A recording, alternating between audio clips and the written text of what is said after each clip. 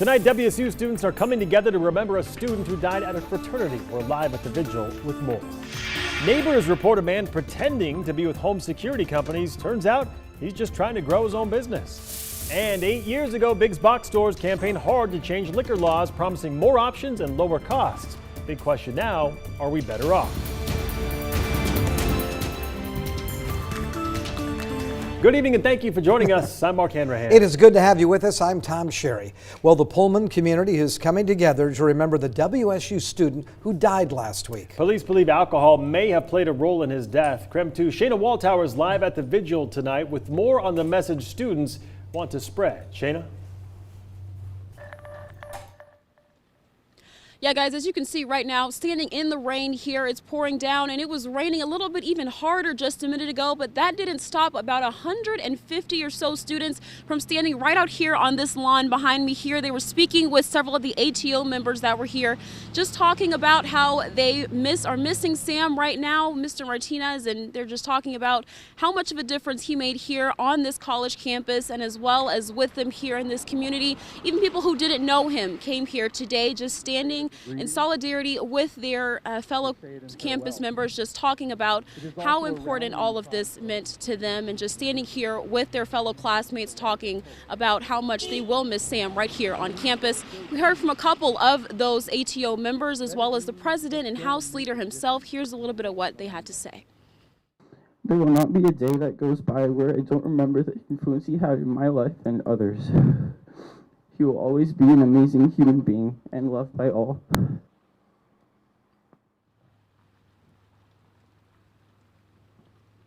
Now, again, several community members here as well. Now, the students were also advised to go speak with people from the university if they need help through this grieving process as well. Now, as an update to this investigation, we do have information that the university is still investigating this case as there could be hazing involved. The police, on the other hand, have ruled hazing out. The university says they have not completely taken this out of the part of the investigation process they are working on right now. They are also saying they'll continue to look into the investigation as things are going on to make sure, again, that hazing will not be a part on the university's side as well. We'll continue bringing you all updates on this case, but for now, reporting in Pullman, I'm Shayna Waltauer, KREM 2 News. Newly obtained documents raise more questions about Seattle children's handling of that deadly mold problem. The records show hospital leaders notified public health officials about the ongoing problems with mold last year, and the problems date back to 2001. Last night, the hospital CEO admitted to 5 additional deaths between 2001 and 2014. He said the hospital failed to connect the deaths to the faulty ventilation system, which spread the mold throughout the operating rooms. Well, tonight we are starting to hear from families who say they were impacted by the mold at Seattle Children's.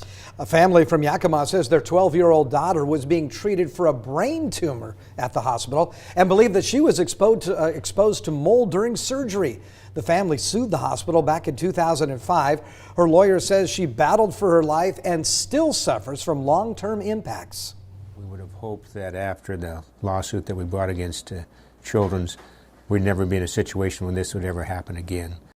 Well, the hospital did not want to comment on the lawsuit, but they did mention their plans to keep most of the operating rooms closed until the end of January to make the much-needed upgrades.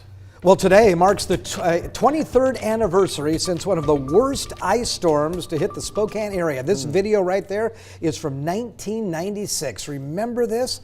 Freezing rain came down, coating trees, roads, buildings, power lines. The weight of the ice was too much for trees. Many branches came crashing down on power lines, and of course that prompted massive power outages, some of which lasted for 2 weeks. The mayor at the time declared a state of emergency. 4 people died during the ice storm, and damages came to $22 million. Well, the storm is still considered one of the worst on record, but we did see a similar situation unfold last month when 4 inches of snow fell across Spokane. Tree branches broke off and fell onto roads or onto power lines, and thousands of people were without power. A handful of roads were also completely blocked off. All right, fortunate to say not seeing any kind of weather like that tonight, just maybe some rain and wrapping up, I guess. Yeah, now, but by next week, just in time for Thanksgiving travel, here we go. We're talking about snow moving into the area. Come on over here, we'll show you this. Temperature-wise, it is just a very damp evening. We're at 42 degrees. Wind is out of the west-northwest at 8 miles per hour. By the way, this is a live shot downtown, starting to get the ice on the ice ribbon, which will be open later as we get towards next week. So they're trying to firm it all up right now.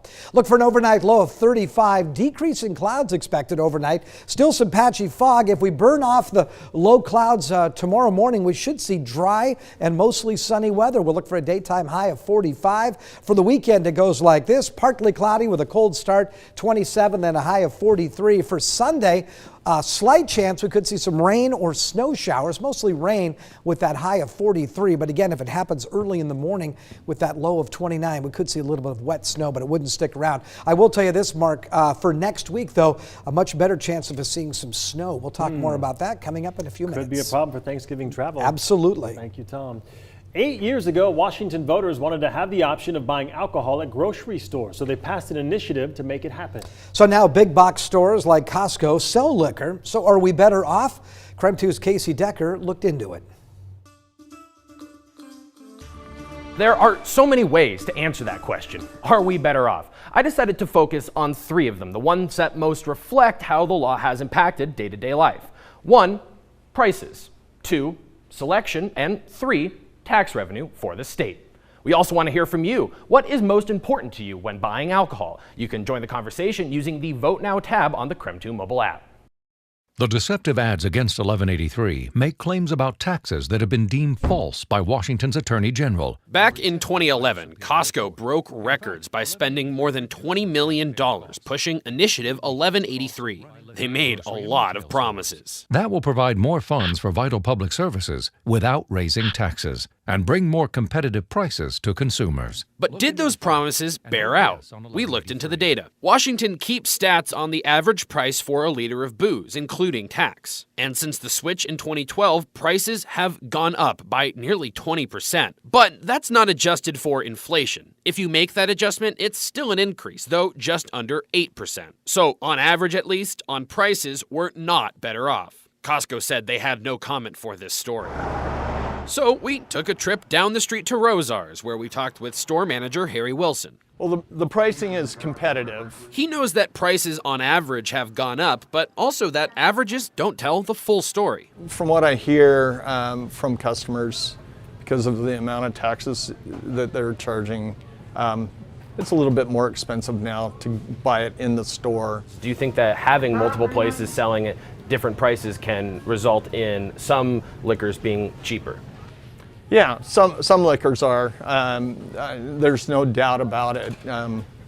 So it just depends on which venue you're talking about and what their profit margins are. More options also means big stores can buy in bulk and get better deals they can pass on to consumers. But not all liquor sellers are a fan of those bulk deals. Now, the law says that stores have to be at least 10,000 square feet in order to sell liquor. But there is an exception. Buildings that used to house state liquor stores were auctioned off, and many of them became private liquor stores, like this one. I've owned this store for 6.5 years since the privatization took over. Eggers South Hill Liquor is one of just 2 such stores still in business in Spokane County. Myself and Medical Lake. Smaller stores can't buy in bulk the way big boxes can. How do you compete with the big box stores? I can't compete with the big box stores.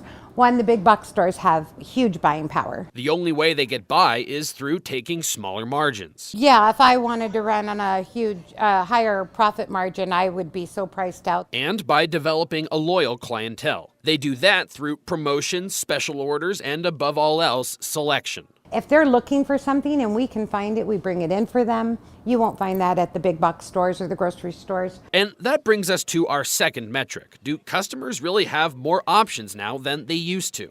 This one's a little trickier to analyze. There's not a lot of hard data out there, but we can take a sort of unscientific approach by just kind of going around to stores and seeing how many varieties of, say, bourbon they have. Eggers, for instance, had 51 varieties. The Walmart location I stopped at had 12. Same goes for Target. This Rosar's had 13, 15 at Trader Joe's, 17 at Winco, 19 at Rite Aid. Fred Meyer had 27 kinds of bourbon, 31 at Safeway, and 33 at Albertsons. And naturally, Total Wine blows them all away. I counted 168 varieties of bourbon. And for comparison, the Idaho state-run liquor store I stopped through in Post Falls had 76 kinds of bourbon. So, are we better off when it comes to selection? That sort of depends on where you live. If you're close to a specialty store like Eggers or Total Wine, you're probably pretty pleased with your options. But if you're reliant on grocery stores, you might have fewer choices than you used to when the state ran things. Then again, you also might not care. Lots of customers aren't looking for rare liquors and they prefer the convenience of the grocery store. Not a lot of profit. What it's about convenience for the customer. It's here for that person that doesn't want to have to drive all over and hunt up something. Okay, that brings us to our final metric, tax revenue. Costco and friends promised millions in new dollars for state programs. So, did that happen? Well, that's a tough question to answer. Here's why. When liquor was state-run, revenue came from taxes and liquor sales. Now, revenue comes from taxes and liquor fees. And they're collected by different agencies. To make matters worse, one of those agencies also collects marijuana taxes, and the data gets a bit jumbled up. So it's hard to isolate liquor-specific profits. But doing the best we can, here's what we came up with. This graph shows a sharp drop-off in liquor profits immediately after privatization. They appear to be on the way back up, but it's still not where it used to be. Basically, tax revenue has gone up over the past decade, but not by enough to offset the lost revenue from selling booze outright. So, private liquor, are we better off? On price, not on average, though there are exceptions since you can shop around. On selection, you've normally got fewer brands, but more locations. And on tax revenue, it's hard to isolate, but generally it appears we aren't better off. Now, guys, one more thing I'll throw in there because I know this was a big concern during the 2011 election, public health. Now, this is just one metric, but CDC data shows alcohol consumption and binge drinking rates, both in Washington and the Spokane area, have basically stayed the same since liquor went private. If anything, they've gone slightly down. That also plays into an interesting fact I learned from a liquor trade group. In Washington, liquor sales are up, and it's cutting into wine and beer sales. So rather than just drinking more overall, people are just involving hard liquor more often in their drinking habits now that it's easier to get. It certainly is interesting to kind of analyze all those different metrics when you break it down. I think for a lot of people, convenience is the big one, right? Exactly. I mean, even if all those other things seem like we might be worse off, a lot of people say, well, it's worth it for the convenience to be able to buy it when I'm buying all my other groceries. Yeah. And I, for one, didn't know there were 168 different bourbons. I didn't either until I went in there. Just learned that. Yeah. The more you know. Okay, thank you, Casey. There. Great stuff. And we want to hear from you. What is most important to you when buying alcohol? You can join the conversation by using the Vote Now tab on the KREM 2 mobile app. We'll check on the results coming up in our next half an hour.